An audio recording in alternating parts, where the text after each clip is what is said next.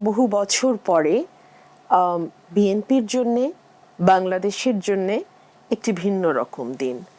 আজকে আমরা দেখলাম 3 বারের সাবেক প্রধানমন্ত্রী দেশনেত্রী বেগম খালেদা জিয়া, যিনি বাংলাদেশে গত 17 বছরে সবচেয়ে বেশি নির্যাতিত কেউ যদি থেকে থাকেন সেটা দেশনেত্রী বেগম খালেদা জিয়া। এবং এই বিষয়টি নিয়ে না আসলে দল মত নির্বিশেষে আমার মনে হয় কারো কোনো দ্বিমত নেই।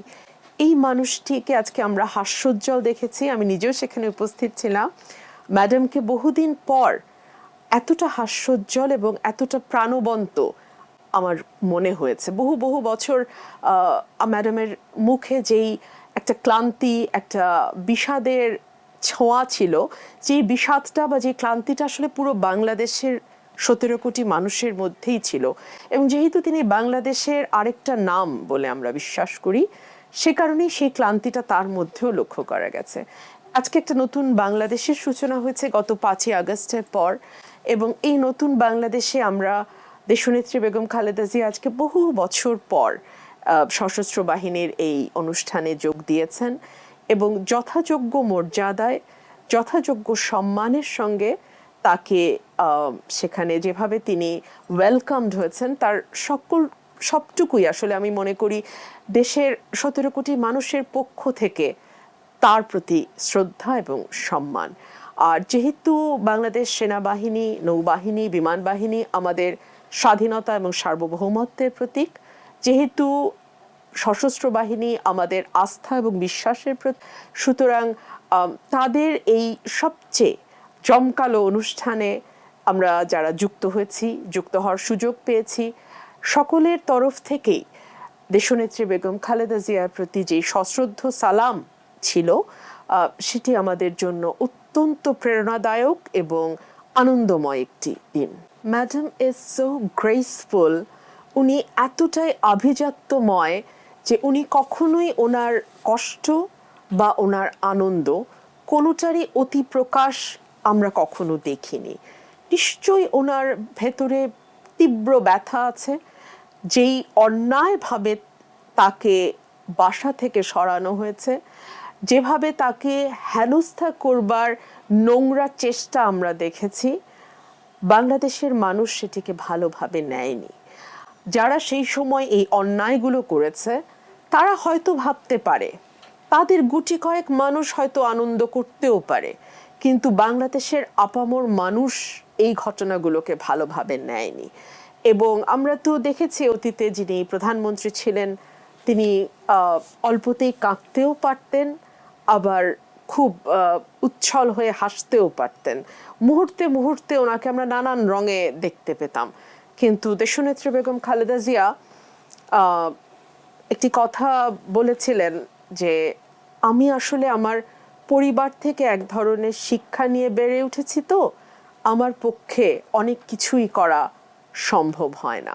সে কারণেই নানান রকম কটূক্তির মধ্যে দিয়ে তাকে যেতে হয়েছে, কারণ আনফর্চুনেটলি তাকে এমন একজন মানুষের প্রতিদ্বন্দ্বী হয়ে রাজনীতির মাঠে গত 40 বছর কাটাতে হয়েছে, যিনি কি বলছেন আর কি বলছেন না সেই ব্যাপারে তিনি নিজেও খুব ভালো সচেতন ছিলেন বলে মনে হয় না।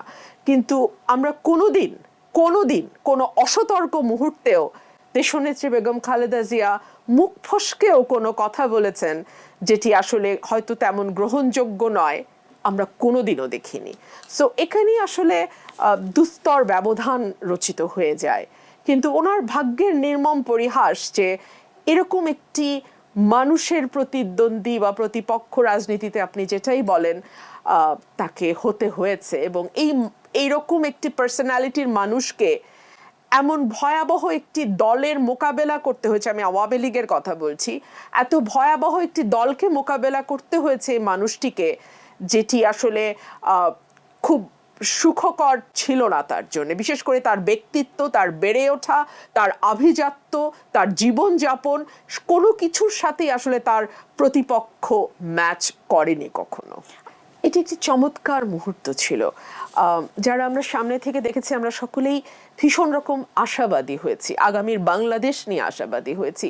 এবং তাদের যে হৃদ্যতাপূর্ণ, সৌহার্দ্যপূর্ণ এবং মর্যাদাপূর্ণ যেই মানে কথোপকথন আমরা দেখেছি, দুজন দুজনের প্রতি they were so respectful to each other, সেটা আমার মনে হয়েছে যে আগামীর বাংলাদেশের একটা ছোট্ট চিত্র, যেই চিত্রটি বলে দেয় যে একটি সহিষ্ণুতার বাংলাদেশ, একটি পরমতের প্রতি শ্রদ্ধাপূর্ণ বাংলাদেশ আমরা হয়তোবা পেতে যাচ্ছি। এবং গণতন্ত্রের কথা কিন্তু আজকে আমাদের প্রধান উপদেষ্টাও খুব দৃঢ় এবং শক্তভাবে বলেছেন।